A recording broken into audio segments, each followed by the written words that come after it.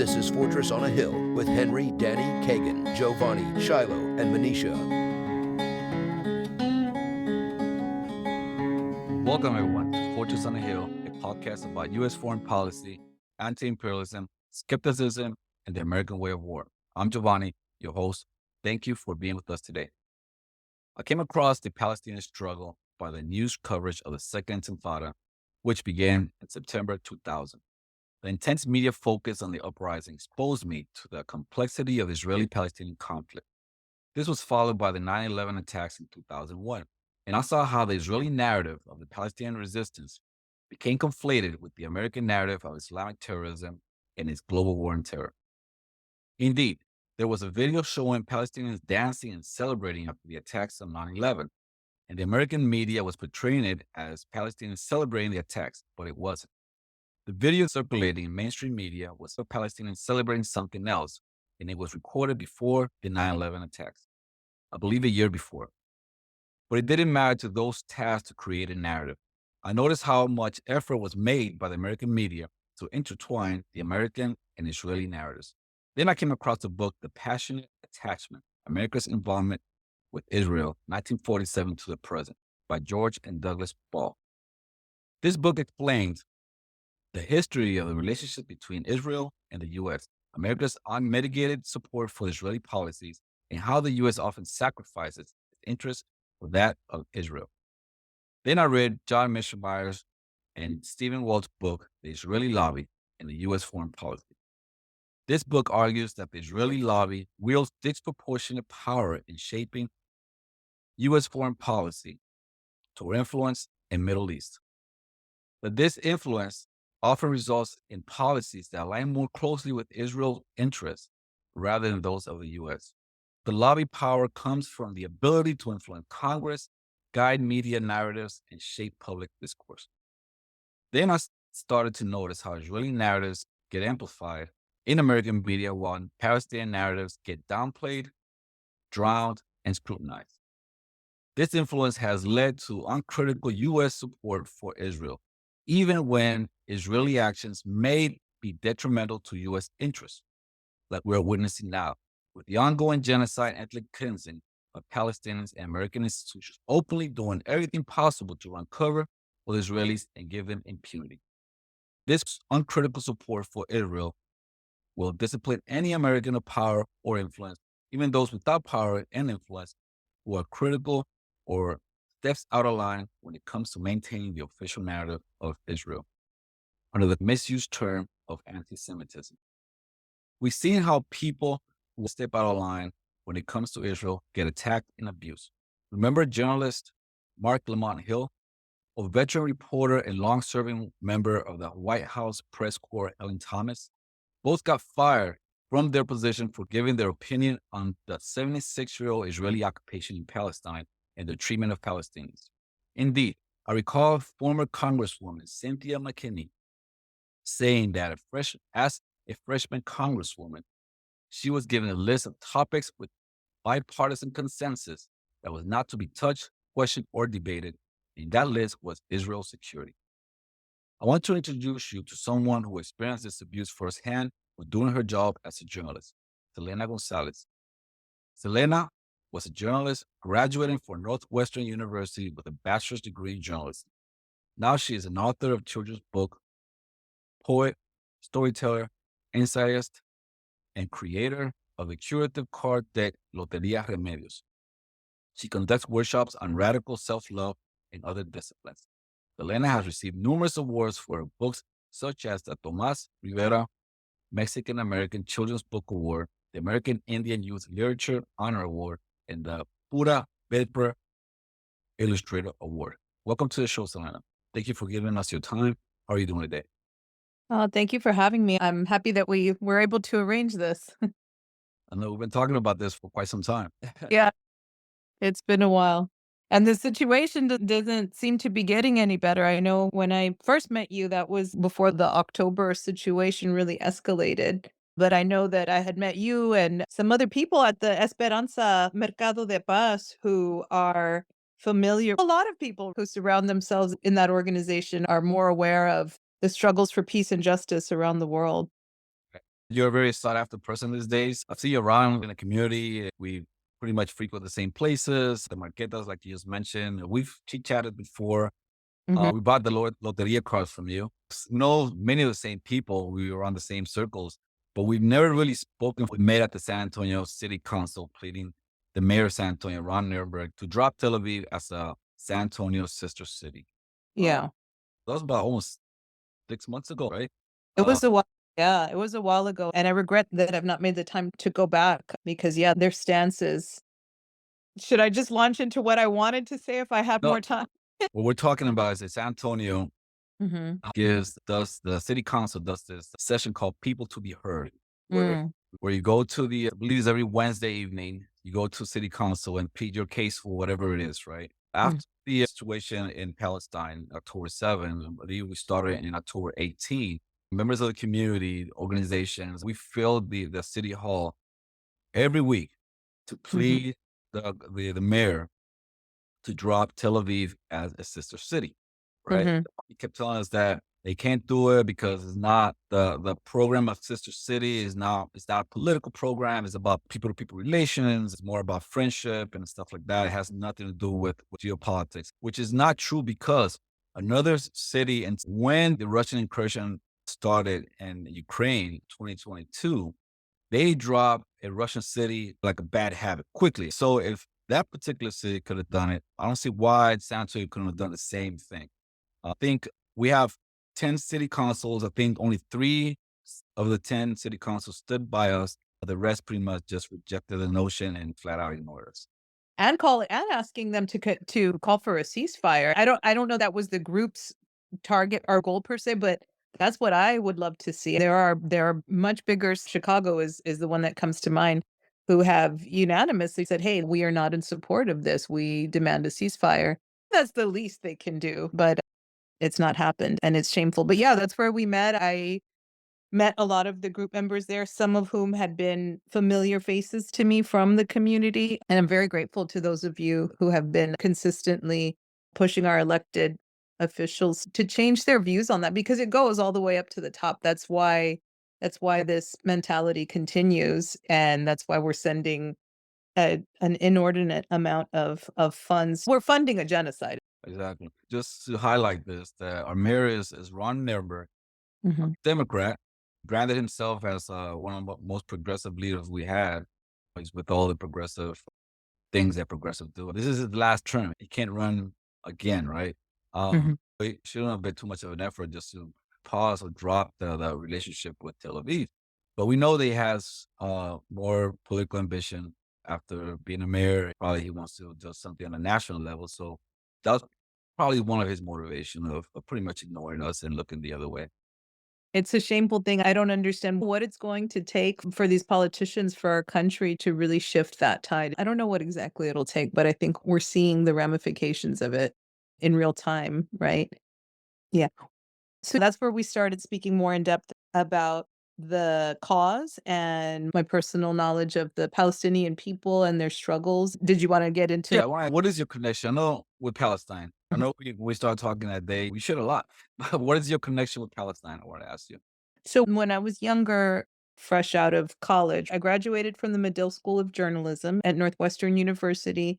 And that's how we started speaking about it, right? As far as your podcast, being a journalist, working for different forms of media. In some ways, I still do. I have several publishing houses that I work with, but initially, my work and training was as a journalist. We were inspired by these quotes of Joseph Medill, for whom the school was named, this idea of telling the truth fearlessly and what is objectivity in journalism, and these big questions from day one that were tough to answer.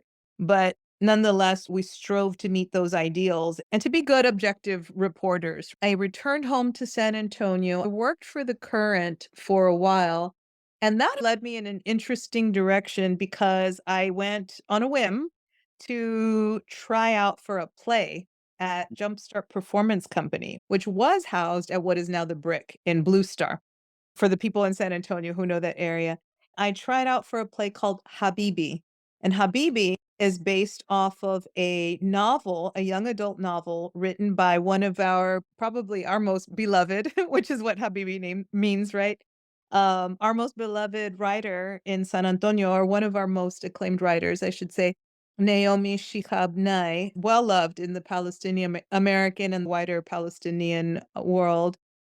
Beautiful, amazing poet and activist and writer. Her young adult novel follows the journey of a young girl, Liana, who is like Naomi, from a family that is half Palestinian, half American, and goes to visit her Palestinian family and encounters the uglier side of the occupation. So this novel does well. Someone turned it into a play. I don't know any of this background, right? I try out for this play thinking I'll get a little extra role, and I got the lead.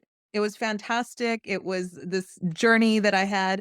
You're studying this history, right? You're studying the context of the play. It was intense, even though it was a young adult novel. So it was watered down, not in a bad way, just in a way that is more digestible for a young audience. Even that, Giovanni, was just like unbelievable. I couldn't believe that people were living in the way that they are. I met the author, I met some of the people who were aware of the Palestinian cause, and this was one of the reasons they wanted to bring it to the stage, right? They needed to get the word out. This was way back in 2001, 2002. I started learning about the Palestinian struggle at that time. We staged this show. There were buses of people who came in from Houston, from Dallas. I began to meet some of the wider Palestinian families living in Texas and seeing their love for Naomi, seeing their appreciation for bringing these struggles to light was overwhelming. It led me to another play. This one was more intense for an adult audience. The play was it was, I guess, a conglomeration of voices of women who are currently, at that time, living in occupied Palestine, right? In Gaza, in the West Bank. Dozens of women were interviewed. We heard their interviews, oral histories, like we heard them. We saw the raw transcripts. These were put into composite. That's the word I was looking for. Composite voices, right? Three different characters. Because I had appeared in Habibi, they said, "Hey, will you be in this play too?" This play was called Otherwise Occupied, and Diane Monroe led that effort. She and Dr. Rola, I'm trying to think of her last name, Alayadi. Aladi. I'll get the name for you because it's important. She came back into my radar recently because she's still currently trying to get her family out of Gaza. But Dr. Rola helped arrange some of these interviews, and Diane Monroe, who was a part of Jumpstart Performance Company, they gathered all of these voices. They turned it into this profound, powerful play. I had the honor of acting in it. For those people who act, any of the arts involve moments of vessel work, right? Where spirit or the greater mystery just inhabits you, the reality of what the men too, right? The men and the children, but what the women are dealing with there and the shame and the subjugation that they have to endure daily is incredible. It's unbelievable. But here's what happened, Giovanni. At the time that I am expanding out of writing and into stage acting and had this opportunity of all things to be exploring the Palestinian struggle and existence, at this same time, my sister is on the other side of the world. She's in China through a sister program with Incarnate Word, teaching English, and she meets the man who is now her husband of 20 years. She meets Sofiane Sakdan, who would become her husband, and he is Palestinian. Oh, So we start talking about this, and we are very well educated women. Our family watches the news, and we were comparing notes like young 20s, early 20s, right? How is this possible? How is this happening? How have we not heard of this? We start comparing notes, and right off the bat, I remember this conversation with her where she said, "I don't know what to think of it all." It wasn't that she couldn't see what was right and what was wrong, but the idea of there were generations now who lived in refugee camps. His parents lived in Jordan, right, in Amman, where there's a very huge refugee population. But this idea of not letting go, not forgetting that struggle. And I said, to me, I see our people, I see our ancestors. Our parents raised us with the knowledge of honoring and acknowledging our indigenous heritage, right? And then the very little that we read in our history books growing up, I always wondered at what point did the Native American people give up? At what point did they stop fighting? And you can get into the research, see that different tribes fought longer and different people signed on to different agreements and were subjugated in different ways. That was a battle that was lost in many fronts. And in many ways, we're still here. I told her, I said, with the Palestinians, it's like they haven't given up, right? They're still going to fight. And it's a good thing that these things are being documented and that the word is getting out in these different art forms. Go on. What ended up happening was that because my sister married into this family, we had the opportunity to travel to Palestine. I have been 3 times Mhm. over the years, over the last 20 years. And that very first trip, Sufyan could not come with us. My sister and I went alone because he had not yet received his American passport, which is just insane that we, as Americans, with those privileges, were able to cross into a territory that he nor any of his siblings or parents could enter. So, what we were carrying with us were gifts and messages and photos from families that had been separated since, I'm assuming, 1948. I could get the exact dates, but the heartwarming part of it and also heartbreaking part of it was that these families, they knew everything about each other. And this was before the internet was as fast as it was, right? But even then, they knew whose children belonged to who, right? They marveled looking at these photos, like physical photos of their siblings or their cousins, children and grandchildren. They cried over these things. They were so loving and welcoming to us because we were able to deliver these physical things, but also energetically send this love and be beloved guests in their homes. The level of hospitality in that community blows my mind every time. In that trip, I was also able to meet some of the women whose stories I had portrayed on stage here in Yanaguana in San Antonio. And that was quite profound as well.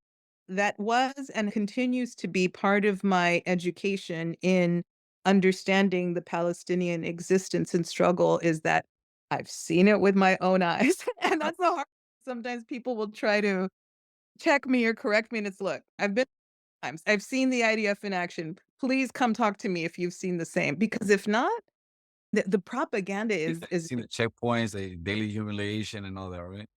horrible. Here's what I saw, and this is something that I ended up writing about was, yeah, daily humiliation. The checkpoint situation is crazy. Even us, upon entering, I'll take you back to that. Upon entering, you can opt to not have your passport stamped. I don't know if I had told you about that, but you can ask them to not stamp your passport, them being Israel. And what's interesting is about that is that you can't do that in any other country in the world, right? Say, "Oh, hey, don't that's cool. I don't want you to stamp my passport." But the reason you can get away with it is because they are an illegal occupation and they know that on some level. That's what I'm assuming. But the reason that you don't want to get it stamped is that there's a number of countries, a huge number of countries that don't even recognize Israel, right? They call it Palestine. In China, they call it Palestine. It's not when they ask you, even on your visa form, what countries have you visited recently? Israel is not a box, right? It's Palestine. There are maps in dozens and dozens of countries that recognize Palestine for what it is. But, anyways, you cannot enter certain countries if you have that acknowledgement of entering Israel, if you recognize that. We knew this. We asked them not to. Automatically, they're on your ass, right? Like they are monitoring you. They Right. want to know. They want to know where you're going. So we were even limited in that sense. But here's what happens is that you enter in a completely different way and you are relegated to the roads that the Palestinians are. So unless you enter the country that way, you see a completely different thing. So I'll give you the example of my mother who went on a quote unquote holy trip, right? So she went with a church, had a beautiful time, wonderful time. This was before meeting Sufyan, meeting the Saktans, who are now a part of her extended family, essentially, right? She will tell you it's a completely different trip. You enter Israel as a Christian tourist or just a tourist in general. And honestly, any of these politicians too, sometimes I wonder, I don't know what anybody's excuse is now because there's so much through social media, there's so much raw footage that you just cannot ignore. But when you enter in a different way, you're traveling on different roads. You are drinking different water. You are the hotels. What you have access to, what you are viewing is completely different. It's absolutely an apartheid system. And so You can visit Israel and see a very wealthy country, a very beautiful, clean, all of that. But the Palestinians are relegated to certain roads, to certain cars, to certain systems, to certain water, to certain food. And An obviously, apartheid state. huh? It's an apartheid state. It absolutely is. And they track and they monitor and they block. They have these checkpoints endlessly. So it was exactly the way we had heard from these interviews. It's exactly the way we had portrayed in this play. But a play is it's rehearsal. It's rehearsal, and even the best acting moments where you can sympathize and empathize, you can shake it off and cry it out and go back to your normal life. And it's a very horrific thing to see and to know that people live there every day like this, because you get sick of it after a couple of days, right? Even a couple of hours if should a Yes. guard decide to pull you over and question you endlessly, as they will do because they want to, and they're not checking anything. My They're young people too, like 18-year-olds, 19-year-olds. A lot of these soldiers, they're like young and they have this power and they have this weapons on them, and because it happens to the American military as well. You have these, particularly like in the wars in Iraq and Afghanistan, you have these 20-year-olds riding around with big guns and just manhandling people older than them, just having a ball with it because they can do it. Just yeah, be, you know, um, yeah, power trip, and these guns are massive. To this day, I've never seen guns, and they have their finger on the trigger all the time, and they will put it in somebody's face, and grandfathers, they're elderly. There's 0 respect for there's no human decency afforded to the Palestinians there. two things. It's funny you just mentioned that. First thing you mentioned about we put the American indigenous parallel with the Palestinian indigenous people. When you made that connection, I was speaking with an Israeli in last couple episodes that we interviewed an Israeli Canadian woman. She's a filmmaker and stuff. A friend of mine, and she was telling a story how she was raised believing in the Israeli project and everything. But it wasn't until she went to school in Canada.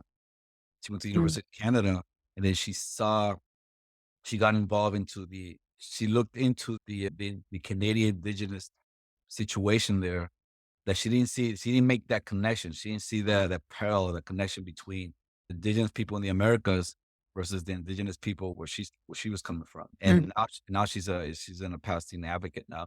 She makes films and stuff like that. But I was interested that you mentioned that parallel, that connection.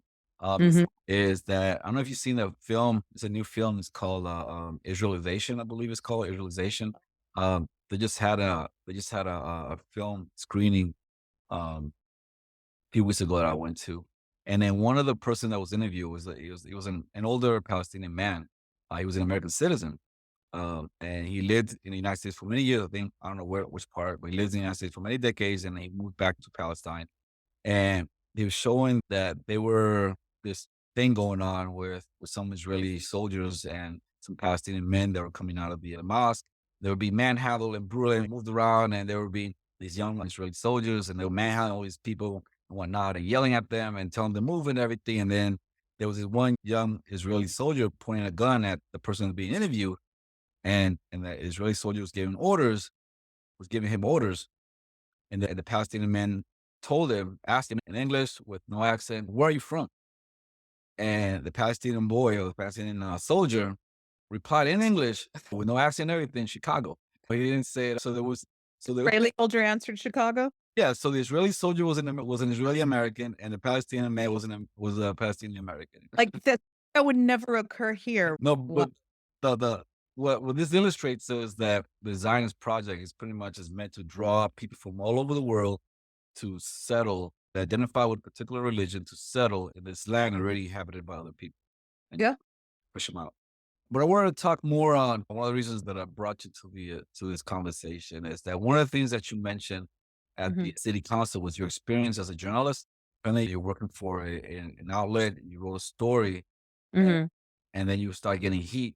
The story. Can you provide some background on the story you wrote that led to the harassment, and what were the key points or criticisms that you made that led to this, to you getting pretty much harassed over the story? Yeah, so I had encountered I'd seen the way the native people of the land live and seeing that it was an apartheid situation, but also, like you said, the consistent harassment, the way the children even are like, to say hassled, to say bullied is when you're grown men with guns kicking around little children, that's beyond that, right? That is true terrorism, and that's what I witnessed.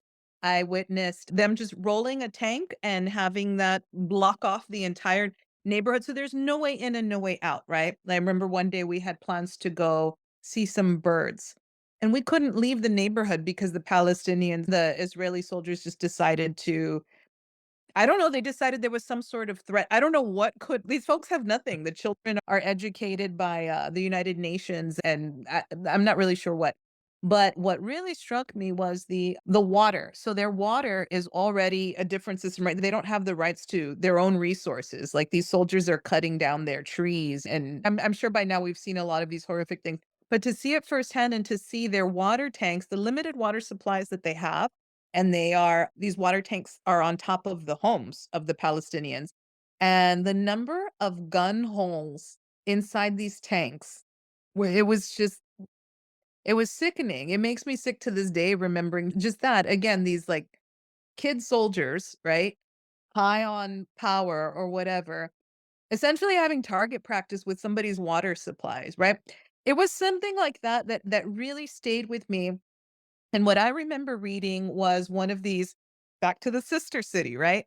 Sister city visit that our council people had made to Israel, in quotes, and that they marveled at their water system and how wonderful it was. And they were bringing back all of these wonderful ideas to saws to our water. That's the treatment center that cleans and provides our water, right? San Antonio Water System, I believe it stands for.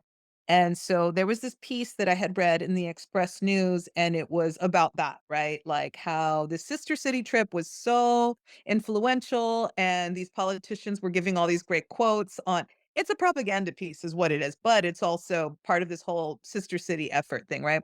It pissed me off, right? And so I wrote which was essentially a guest editorial piece, but I approached it also as a journalist, right? Everything that I provided were facts and essentially relaying the experience that I had, because I am still, from the day that I learned more in depth of the Palestinian struggle, I continue to be flabbergasted at the way our mainstream media pretends as though this is, one, a legal country, two, any kind has affords any kind of human dignity. We wanna point to other countries and their treatment of human rights and whatnot, but I say what it is, specifically with the water, and so I submit this. I wrote about it there in the Express News, and then a longer piece in the Peace and Justice Center's, media, which is called La Voz de Esperanza. But in the Express, there was a refute. There was somebody else who wrote a guest column, and I just looked up his name right before we started, and it was something that I have not looked up in all these years, because it still brings me to tears, because what happened was this man refuted everything that I said. The same narrative of, don't you know, like, where Israel is we're constantly defending ourselves from terrorists, right? This whole narrative that we now know is not it's not necessarily true, right? Or it's like questioning the term of who's the terrorist here, right? But back then, all you had to do was accuse someone of being an anti-Semite, and everybody looked at you ugly, right? And that's essentially what happened, is that right away, and now we know there's a whole playbook for this, right? There's a whole that Israeli sympathizers, or I should say Zionist sympathizers, will turn to. But at that time, I was a young journalist. I'll tell you my feelings on it. But what happened was, there was the guest editorial that tried to refute it, but really they didn't. It was full of propaganda, and accusations of anti-Semitism. And I didn't know what the hell I was talking about, was essentially what it said. And I don't know if this guy, if he was responsible. All I know was that I was flooded with hate mail. And it was one thing when it came to through the Express, like on their comment board, but I started getting emails, and then I got 2 letters in snail mail, and these were sent to my parents' home. And I'm assuming this is because this is the mailing address I have on record. There are certain things that are accessible through public record. And these included not only accusations of being an anti-Semite, and that was hard enough to hear. Be uneducated, you're wrong, you're this, you're that. But there were threats of death. There were threats of the kind of stuff on like the ugly stuff that you see on social media now. Like you should be raped, you should be like really ugly, awful shit being thrown my way and being written and sent to my parents' home. This is probably the first time that I'm speaking about it without just completely melting into tears because I felt all kinds of things, right? And I think I even cried that day at city council because it's an awful thing to be accused of being a racist or being a hateful person in any way, because I'm quite the opposite of that. But I remember at that time too feeling threatened, right? Nobody wants to feel unsafe in their own home. Nobody wants to bring harm to their parents' home. But also, parents paid all this money, right? We're here, we're from the West Side, we're living on an educator's salary, right? And all the resources and energy that they put to send me to college. And then, it was like I felt like I had failed in some way, when really it was I did all my due diligence. There was nothing that I made up. There was nothing that I fabricated, and they made it seem that way. It was such a concerted effort to smear everything that I had written. I did not get a chance to write for the Express News again. Nobody told me that I couldn't, So, but here's what I so, was told. so were you employed by the outlet? I did freelance work for them, so I had done some travel pieces for them. So no, I was not on staff. The only place I was ever on staff for was the San Antonio Current. But I did have editors that I worked regularly with. I did feel at that point that I had a good reputation in town for providing columns, reviews, things of that sort, travel stories. I was occasionally asked to do these different things for different media outlets. But what happened in this case was that when the threats felt personal and when they didn't feel that way, they were, I turned to my editors at the time, not just the editors that I had worked with, but other writers. And this is what surprised me even more. It was just like salt in the wound, right? Like salt everywhere. What I was told over and over again was, oh, yeah, no, we can't talk about Israel. That shocked me, yes, and it was just a very basic, "Yeah, no, don't ever do that." Here is what I was told: "If you ever want a career if you ever wanna be successful in journalism, you don't touch Israel." And the sad part was that I wasn't just told that in my circle of journalists, I was also told that by creative writers, right? So at this point, when I was a freelancer, I had been doing work, more regularly also with Gemini Inc., Literary Arts Center, right? I worked there also full time and then also part time as a creative writing instructor over the years. So I had friends, again, who were journalists and who were also novelists and poets and things like that, right? And every single person told me, if you want a successful career as a journalist or as a published writer, don't ever touch Israel. Don't ever criticize them again.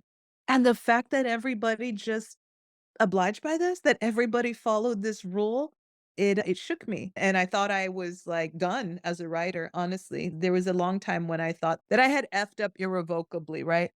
Esperanza was the one who said, "Tell us more. We wanna hear more about what you witnessed," right? We don't have enough voices from that your perspective, or Americans who have traveled out there, who have been to the refugee camps. We wanna hear more. So I'll always love Esperanza and La Voz de Esperanza for that, but it shook me, it scared me. I was surprised that I could not envision myself as a published writer, which is what I am now.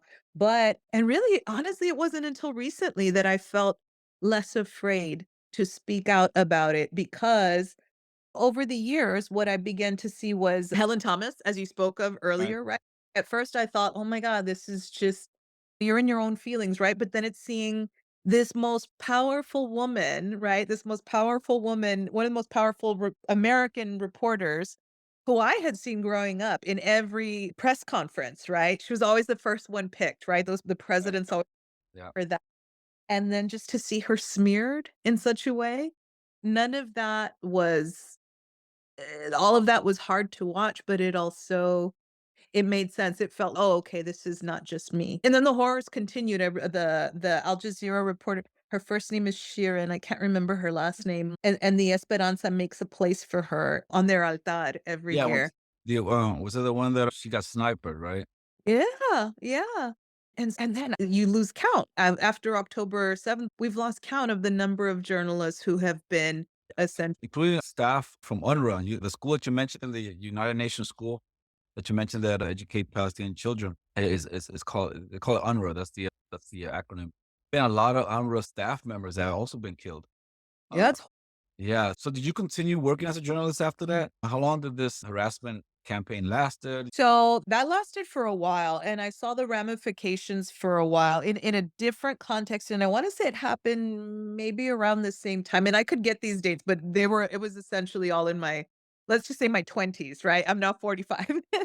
But at one point I had a mentor whose name I won't mention, but was also a very well-known writer, novelist, and we had a pretty close relationship.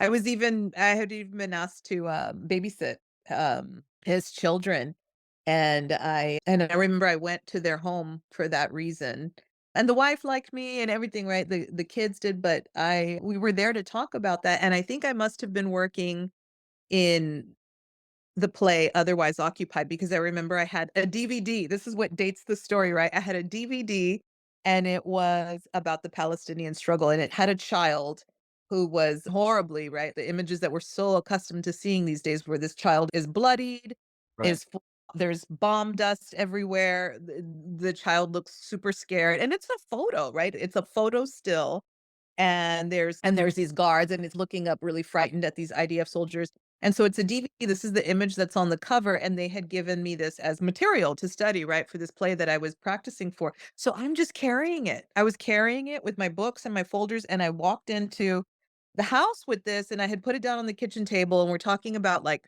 the kids and their snack time, and the writer, my writer friend says at some point, why are you bringing that propaganda into my house? Really? And he was a funny guy. He was a funny guy, like a well-loved guy because he was humorous, right?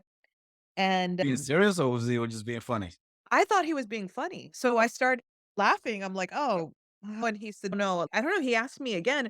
And I said, "Oh, yeah, no, I know. I'm like doing this play." Because at this point, anybody who I had met, right? Anybody who I had met surrounding this play, any educated person, like truly educated person, and I shouldn't say, because it really took what has happened recently for the majority of us to, like, really understand the complexities because the propaganda machine is so strongly in favor of Israel, right?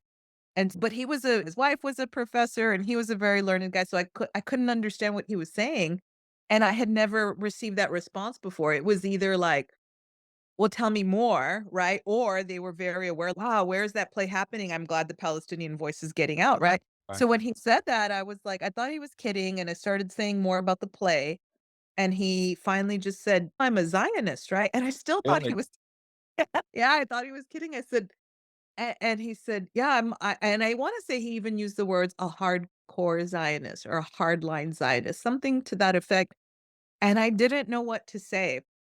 I don't think I even now thinking back, I because here's what happened after. Not only did was, "Oh, it turns out we don't need a babysitter after all." I believed it back then. I was like, "Oh, okay, okay." I thought I had this extra source of income. He revoked support, basically, and this is somebody who had agreed to do, like, letters of recommendation for a master's program. Somebody who believed in me as a strong writer, and it's not until now that I realize what that moment must have meant for him. But no, years later, like, I've seen him at book festivals, and he acts like he doesn't know me. He won't look at me, he won't talk to me. I'm sure there's other writers and editors who don't care for me because of me speaking out. I'm surprised that I've been able to publish in the ways that I have, but it was a very heartbreaking thing for me because that was someone I considered a friend. And here's what's comical about that. This guy is also, again, a good guy, but a vegan, right? And I remember going back to the office at Gemini Inc. And I said, I just had this weird conversation, right, with this writer. And I told them what he said. I told my boss what he said. I said, "Yeah, so and so said he made a remark about this DVD that I had and told me not to bring that kind of propaganda into his house because he's a Zionist." And then she said, "I thought he was vegan." And I laughed, and then, the accountant person who I worked with, same thing because this guy's funny. She was like, "Was he kidding?" And I said, "No, he said he's a hardcore Zionist." And she said, "I thought he was vegan." And the understanding being, right, like, how can you be a compassionate human being? Like, how can you have this greater understanding of because he was a vegan for heartfelt reasons, right? He could see that there should be an end to the suffering of animals, right? And I think he even wrote about it, incorporated some of that into his work, but couldn't see the humanity Palestinians. in the people. But again, to this day, if he ever spoke with me, if we ever had a conversation, I would want to know, have you seen the because I really do think that a lot of folks who live there or have family there, they've never seen the other side. The only Israelis or Jews who I've ever heard from or talked to who have seen the way the refugees live, it changes their mind completely. They are on the other side. They are like your friend in Canada who are like, "Oh, no, we need to amplify this voice. This is not okay." I have yet to meet anyone who has seen the other side and not advocated for the Palestinians. The propaganda is strong here in the United States. Zionists, Zionists, which is an ideology that started in Europe in the 1800s, is akin to colonialism and imperialism, which was big in the late 1800s into the mid 1900s, and it's pretty much Jewish nationalism. You don't have to be, and it's not akin to it's not a religious ideology per se. It's that of nationalism. It's that nationalism akin to the nationalist Gazite that was at the time in Europe, the time with Germany unified. Germany as a country, Germany, we know Germany today, didn't unify until 1870. So Germany is a relatively new country. Italy didn't unify until 1880. So some of these countries, and then they adopted this identity of nationalism. Once they all this sporadic community, these German speaking communities all across Central Europe combined and turned into a country. Now they held on to this identity as a German and a Zionist, as this German nationalism, right? Italian nationalism. And that paved the way for Italian colonialism in Italy, not in Italy, and Libya and Somalia, etc. Right? So you have this ideology of Zionism created in Europe by a Hungarian man named Theodor Herzl. He was in Austria. He was Australian. He was Austrian, but he was Jewish. So he came about to create this nationality based on a religious culture, right, which is Judaism, and that's what they're portraying. But the thing here in the United States is that the majority of Zionists aren't Jews. The majority of Zionists in the United States are non-Jews. Here in San Antonio, we have the church, the pastor John Hagee. He runs the church. What's it called? A Cornerstone Church, big mega church here in San Antonio. They have TV, they have media, they have all that. It's a huge church here, and they're a mega Zionist Christian church. Yeah, they're Christian church and they're mega Zionists, right? They follow this program called this organization called Kufi, which is Christian Prince of Israel. I think it's called Christian Prince of Israel, and they do this fundraising and they send money to Israel to fund the settlements and all that and yada yada yada, right? And they're not then yeah, so it's something that's been internalized here in the United States, particularly a lot of people in the professional class, like your friend, many of have internalized this ideology or this idea. And part of it is what you say, because what happens to you is that if you want to get ahead, you have to pretty much play along with everybody else. If you say it was a Polish, you said, if you want to get ahead in your career, you don't want to rock the boat too much. So you pretty much internalize, pretty much adopt and internalize, and all this ideology of this people that surrounds you. Does that Mhm. make sense? Yeah. No, and that's the thing, and that's been probably the most there's been one of the other struggles is that in adopting or not adopting, but feeling I guess combining with this other family, right? This Palestinian family who I consider my family because sometimes people will say, "Wait, how are you related to them?" But here's the thing, I've known these people since before I became a mom, right? They have welcomed me into their homes. They've welcomed my daughter into their homes. Like they're my family. And so over the years, seeing them get older and get married and whatever, and they've seen my daughter grow up and whatnot. And over the years, they'll tell me they've seen like this, and I don't have a big platform, but it's bigger than theirs. So it's like they see the sort of the attention that I've gotten and these number of followers on my social media, and they'll send me these things, right, about Palestine. And they'll say, post this. Sally, you have to talk about this. And they call me Sally. And it's been a really hard thing to, it's not something that I feel embarrassed about. It's something that I have felt fearful of, right? And it's something that it's behavior that I now feel embarrassed about, right? Because that was such a bad experience in my early 20s to be accused of being an anti-Semite, to be afraid for my life and safety, right? Somebody essentially saying, I know where you live and I want you dead, essentially is what they're saying, right? By mailing a death threat to your home. Like, all of that it wasn't enough to keep me silent completely. Like, I would do these things, like, every year I would give money to the Palestinian Children's Relief Fund and just, like, mentioning here and there these things, but anything that was a little bit more incendiary, like, they would want me to repost things from Al Jazeera, and it's just, "Oh, I can't. I will be canceled," sort of thing. I won't have my voice out there. But it's always something that I've been able to speak about in person or challenge people on. Right? Anytime I've met somebody who's from Israel, it's, oh, tell me a little bit more about, to the point where some of my friends will be like, if someone said they're from Israel, they'd be like, oh, Sally, don't.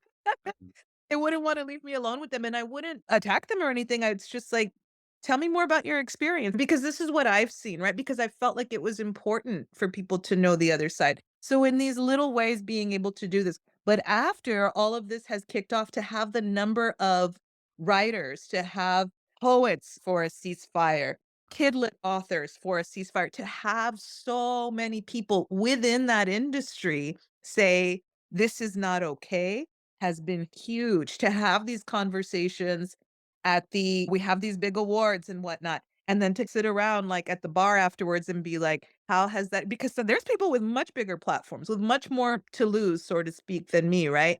Who we're still afraid, right? People who are, or they feel bad, or we've had to have these like tough, tearful conversations with editors or with agents because some of them, they grew up in Israel, right? Like they're from there. And so you don't want to you don't wanna hurt people that you know, you don't wanna hurt people that you work with, but the tide is shifting, and this is a time of reckoning, and people really need to understand that whatever they've been brought up to believe and support, that it might be time to question those allegiances, and that's a tough thing. That's a tough thing.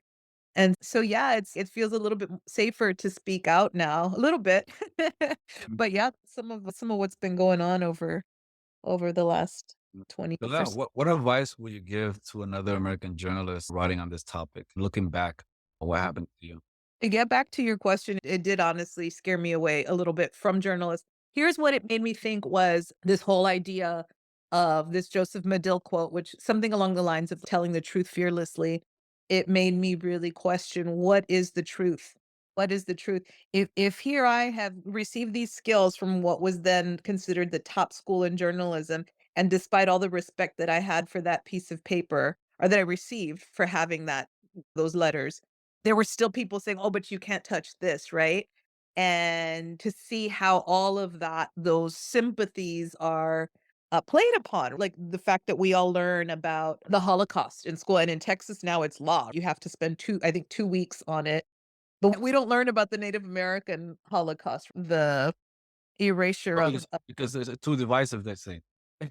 So they're cutting curriculum on a Native American, they're cutting curriculum on African American slavery. They couldn't cut all these curriculums Chicano history because it's too divisive.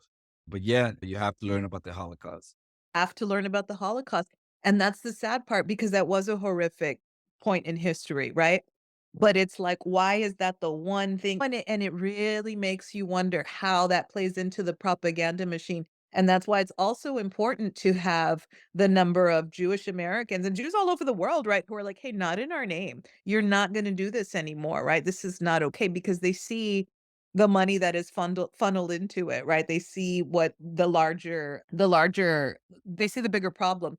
But I think to journalists, I don't know, for me, it became a question of what is the truth, right? If we're going to tell the truth fearlessly, can the truth be sought in other forms of writing? Because at this point, I had begun to, as a student, and then later on facilitating some of these programs, right? Taking classes in poetry and screenwriting and creative nonfiction. Those became forms of writing that I explored just through my job and realizing the truth can be told in many ways. Or in the plays that I was a part of as a young actress, the truth can be explored in these other ways. As a writer, I that very much turned me off, right? The fact that nobody had my back and instead said, "Don't touch this." What's the point, right? What's the freaking point? If Right. one of the most for me, this was and it continues to be, right? Like, now I feel like what was the feeling then is the truth for many people now that this is a litmus test. This is one of the most important points of our time. This is one of the most important issues, I should say, of our time.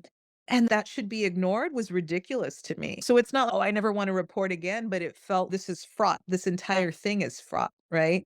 And that has only become more apparent as news media has become more, it's become what it is. But no, it's not something that I had any interest in. However, I have met some really wonderful journalists over the years that I'm in awe of. I'm super grateful for people like you, podcasters, really grateful that you all are doing the work, that are continue to seek truth and provide historical, geographical, political context because it is important to know that and it is important to be to explore the truth in various formats. But yeah, for me it became I have sought other forms and Absolutely. Absolutely. Selena, I know we hit up our time. I wanted to ask you, I know one of the things that also fascinated me Mhm. speaking with you was it was another topic. It was your time in China. You said you worked in China for a bit and Yep, whatnot. I know we're in a time crunch. You have uh, we're okay. I did some of the unpacking last night, and no, we can go a little longer. It's okay. okay. All right. So yeah, I'm gonna move topics. We'll move topics toward from Palestine to China now. You Mm, mentioned China also earlier of how the Chinese view Palestine. They see Palestine, not Israel. It's fascinating to learn when we talked that night at the city council that you lived and you worked in China and you go frequently there. You mentioned that your sister lives there now. yeah, Daughter is doing a gap year there as well. Uh, yeah. we're in an undeclared new Cold War against China, right? The Center for Economic and Business Research forecasts China will overtake the U.S. by economically by 2030. A U.S. Citigroup predicts that the takeover will most likely occur in 2030, in the middle of the decade. A U.S. intelligence report predicts China will be the largest economic power by 2030. So you have all this magic number 2030, right? There's a RAND report, and RAND is a think the RAND Corporation is a think tank, and they often write these reports that military leaders and political leaders read and base their policies and strategies on. So they wrote a report that estimate that the U.S. has a short window to close this gap and, uh, and contain China, right? And this was written back in 2016. And they wrote a report entitled War with China, Thinking Through the Unthinkable. They were making Oh, the case that the U.S. and China are heading towards a collision. It's unavoidable, right? It's unavoidable. It's going to a collision.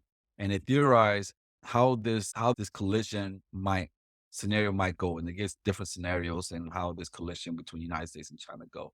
You're seeing the rhetoric being ramped up against China, and both parties, the Democrats and Republicans. You're seeing right now there is sanctions and there is tariffs placed on China for different items. Right now, China pretty much leads the world in EVs, in electric vehicles, right? mm, However, you don't see Chinese electric vehicles here, and they're being blocked for a reason. There's corporate interests here that doesn't want the Chinese electric vehicle in this market here, and they'll lead the world also in renewable energy as well. And they're doing a whole bunch of fascinating things in China. China in 1949. They were one of the 15 poorest nations in the world, mhm. and in a matter of, I believe it was a matter of like 3 decades or so, they became the second economy in the world. Some say they're already the number one economy. I was gonna say that I think that prediction has come true already. So, based on your observations and conversations that you've had with people in China, do you feel that the Chinese have the same anxieties towards the United States that the Americans have against China? No, is my brief answer. I don't the people that I've met and have talked with, I don't think that they but I don't know, I've never felt any kind of, like, animosity or any here's the thing, the way of Chinese thinking is very different. So I'm gonna give you the example of there's a lot of proverbs, right? They live by a lot of proverbs. There's these saying, these little dichos, right, that they go by, and sometimes I don't understand, right? Like, I had my last gig in China was a 2-year I was a head librarian at an international school, and a yo was my counterpart. She was the Chinese librarian. And sometimes she would give these proverbs and I would say, "What does it mean, yo? What does it mean?" And there's this one, it has to do with, like, rams, like the goats, right, that kind of play king of the mountain, Yep. right? Uh-huh. And idea that the Chinese I don't wanna say that the Chinese, but the saying is something, and I'm gonna butcher this, but the saying is that you don't wanna be the goat on the top. Why? Because everybody's trying to knock him off of his Right. place. So, essentially, let the US think they're number 1. Go for it. You're number 1. We're fine being considered number 2. And this was something that I remember being shared with me when I lived there 25 years ago or however long ago. That wasn't that long ago. It must have been 22 years ago whenever I first lived there. That was something shared with me. And this is something that students will live by, artists, right? This idea of being number 1 and being top. I don't want to say it's a uniquely American thing, but it's a very USA, right? It's different there that and I have heard that ram goat proverb, or I'm not saying the word correctly. Is it proverb? Yeah, The saying. probably. Yeah. I say, yeah. I've heard that expressed multiple times over the years. I know. So I can tell you, at least just by what I've seen, they're leagues ahead of us. They just are. The electric, and I'm glad you brought that up. The electric vehicles alone, it's a marvel. I've gone back and forth over the last 20 years, and a nation that is building itself up, there's gonna be pollution, right? So for a while, that was something that made, some of that time unpleasant in a city like Guangzhou, which is essentially their Chicago, right? I wanna say it's their 3rd largest city. It's massive, like, with the surrounding areas, I wanna say it's 17 million people. It's huge. And there were days where the sky was not unpleasant. Right. To go back this last time, Giovanni, was woo! I keep saying Giovanni. The skies were clear, the street quiet, and I used to live on a very busy street. It's peaceful, it's calm, people pull over, and they will take a little cartridge out of the back of they take the battery out, Mhm. put it in a charging station, take a fresh battery out of the charging station, pop it in their car, and move along, and it's like Jetsons. It's incredible the way the city has cleaned up, the smell, the sight, it's impressive. And with the number of people that they have in their society, the way that they are able to move forward with the available technology is just it's beyond impressive. And so, yeah, this idea of they're ahead of us. Not only that, they also with their built-in, what they call it, BREATHE, the Built-in Road Initiative, which is a Oh, mass development project that pretty much they're expanding across the world. They're wanting to connect East Asia with Eurasia we'd call it New Silk Road, through massive networks of roads and rail lines and et cetera, et cetera, et cetera. Pretty much, if you see the geography, the last 304 years, 300, 400 years, right? The economy or the global economy has been centralized in the Atlantic,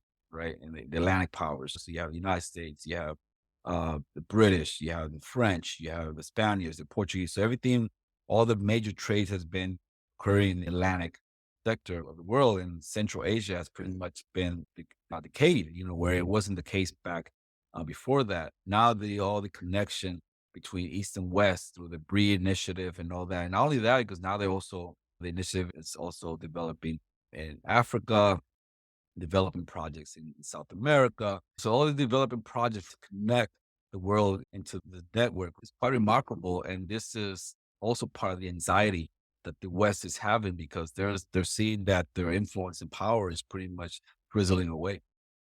yeah. And I guess for me, I just wonder what's wrong with that.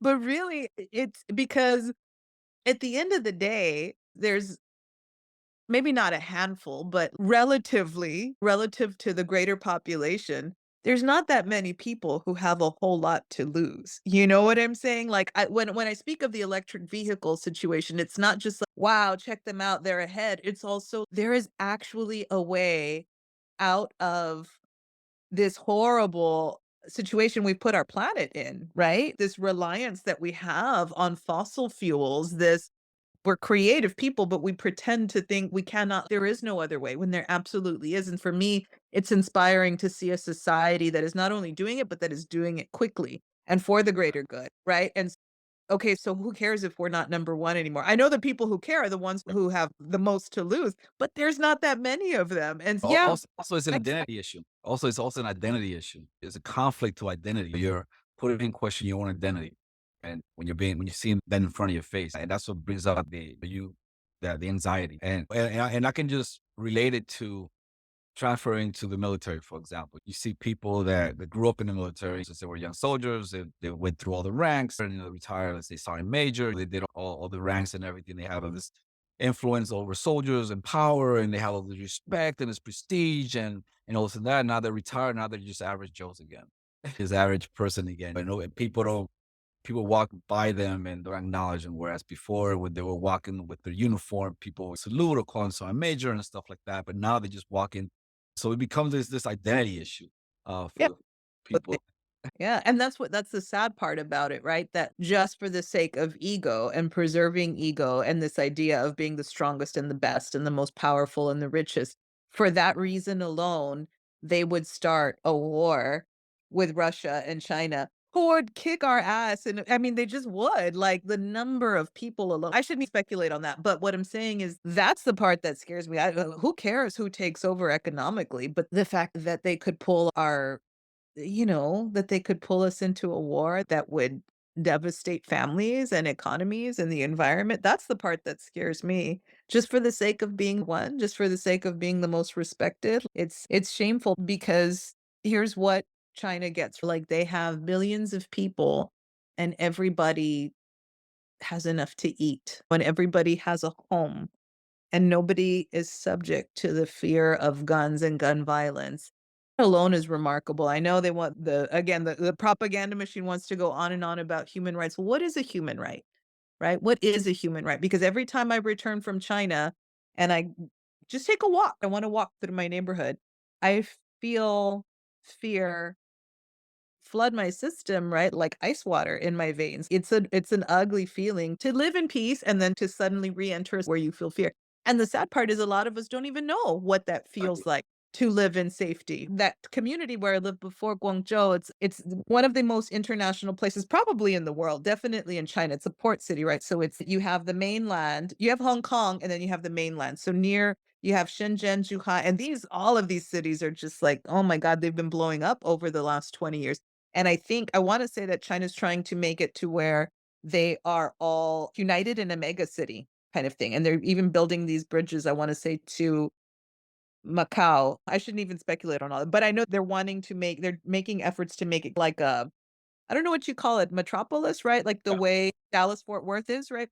yeah. But anyways, it's like a port city so A that you have metroplex. metroplex there you go. And they wanna make it the biggest city in the world, and if anybody can do it, it's China. So it's a happening spot, and there's people from everywhere, and the neighborhood where I lived in when I last lived there, I would talk to them, right? Because that's where all the restaurants were, all the bars, and this was pre-COVID, and so I remember chatting with different people, and a lot more Latin Americans than I had ever seen in years prior. Lot of Latin Americans but also people from India, from the Middle East, from everywhere. And I would ask them, I'd say, "Oh, do you" whether it was their first time or they'd been there for years or going back and forth. "Do you like it?" "Oh, yeah, I love it." What do you love?" And of course, people can talk about whatever, the history, the food, the this, the that, the culture, the people. But every single time, and quite often you met men, businessmen traveling on their own or maybe getting a start with their families. Every single time, the first answer was, and it was said with an exhale, "It's safe." Right? Mhm. Safety. And you felt this more, you felt that exhale more and the gravity of the words, you felt it most among people who were from either war-torn countries or countries where there was just more gun violence like there is in the US. And that's huge. That's a fundamental human right, right? If you look at these like psychological, that pyramid of psychological of needs, of human needs rather, and it starts there, right? Safety. It's there with like food and water and shelter. Like it's a basic human necessity. Yeah, when anytime this rights thing is brought up, I'm just like, we don't even know. We don't even know what that is like to live in a safe way. I don't even know if I'm answering your questions. Yeah, yeah. I'm just going on and on. You are.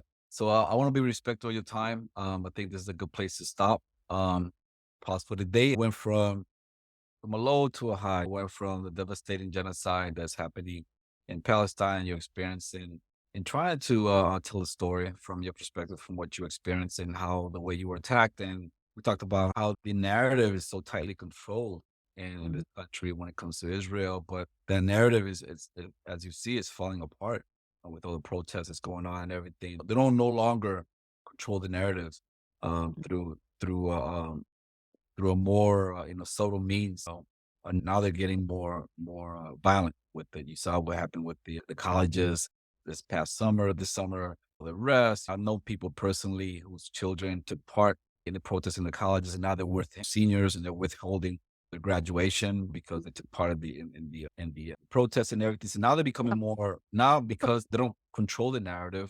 The narrative, social media and everything, the narrative is pretty much going in the even playing field. And now they're becoming more desperate. Now they're becoming more aggressive with it. Yeah, and then we ended up with the high with the more optimistic note of how other societies are building themselves up, and not only building themselves up, but they're building others with them Yeah. in a peaceful manner. Thank you so much for coming in to the show. It was a pleasure having you and discussing this with you today. Any last comments you might want to share before we depart? Oh, I'm grateful for the conversation and to be able to chat. I did want to invite folks. I could show it, but I know it's not on video. There's going to be a an ed talk that I'll be a part of. This was my old editor at the current. He was the Okay. art editor. That's happening at the Brick at Blue Star next Wednesday. So that's something happening. But I think as far as San our Antonio audiences, right? Go to the brick. For San Antonio audiences that's listening to this podcast, go to the brick and see Selena. go Rick next Wednesday. But as far as our conversation, Giovanni, I just wanted to say thank you. Thank you for having me. Thank you for picking my brain and for just being your solidarity. It always, as I had expressed before, it becomes an enlightening conversation when somebody you can provide the political, the historical, the geographical context. It makes the conversation more enriching for me and hopefully for your listeners. Thank you. Thank you. Then where can people find your work? People can find my work. My website is selena.space. That's X as in X-ray, ELENA dot space, SACE. And my picture books and my Lotería deck, which is full of affirmations and reflections, those can be purchased wherever books are sold. I'm a big fan of supporting independent bookstores, but yeah, if it's not there, ask for it or the public library. Thank you. Thank you. And for you listeners, thank you for joining us today. Please like us, subscribe to our channel. We're on YouTube, we're on X, we're on Telegram. Please share with us with your friends to help us grow. Stay tuned for our next episode. Thank you and take care. Money is tight these days for everyone. Penny pinching to make it through the month often doesn't give people the funds to contribute to a creator support. So we consider it the highest honor that folks help us fund the podcast, any dollar amount they're able. Patreons is the main place to do that. In addition, any support we receive makes sure we can continue to provide our main episodes free for everyone. And for supporters who can donate $10 a month or more, they will be listed right here as an honorary producer, like these fine folks. Fahim's Everyone Dream, Eric Phillips, Paul Appel, Julie Dupree, Thomas Benson, Janet Hansen, Ren Jacob, and Helgeberg. However, if Patreon isn't your style, you can contribute directly through PayPal at paypal.me/Fortress on a Hill. Or please check out our store on Spreadshirt for some great Fortress merch. We're on Twitter and Facebook.com/Fortress on a Hill. You can find our full collection of episodes at www.fortressonahill.com. Skepticism is one's best armor. Never forget it. We'll see you next time.